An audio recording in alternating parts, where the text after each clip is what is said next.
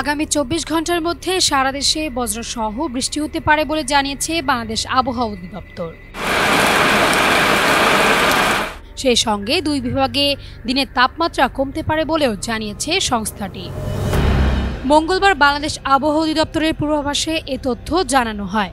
আবহাওয়া অফিস জানায়, বুধবার সকাল ৯টার মধ্যে রাজশাহী, রংপুর, ময়মনসিংহ, খুলনা ও সিলেট বিভাগের অধিকাংশ জায়গায় এবং ঢাকা, বরিশাল ও চট্টগ্রাম বিভাগের অনেক জায়গায় অস্থায়ীভাবে দমকা হাওয়া সহ হালকা থেকে মাঝারি ধরনের বৃষ্টি অথবা বজ্রবৃষ্টি হতে পারে। সারা দেশে রাতের তাপমাত্রা প্রায় অপরিবর্তিত থাকতে পারে। বুধবার থেকে আগামী শনিবার পর্যন্ত হালকা বৃষ্টি সহ ভারী বৃষ্টি হওয়ার সম্ভাবনা পাওয়া গেছে। এ সময় রংপুর, রাজশাহী, ময়মনসিংহ ও সিলেট বিভাগের অনেক জায়গায় এবং ঢাকা, খুলনা, বরিশাল ও চট্টগ্রাম বিভাগের কিছু কিছু জায়গায় অস্থায়ীভাবে দমকা হাওয়া সহ হালকা থেকে মাঝারি ধরনের বৃষ্টি হতে পারে।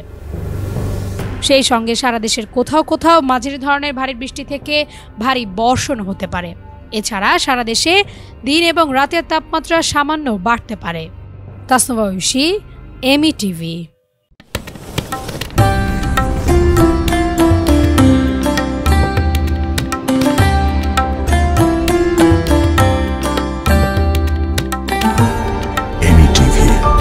স্বাধীন বাংলার স্বাধীন কণ্ঠ।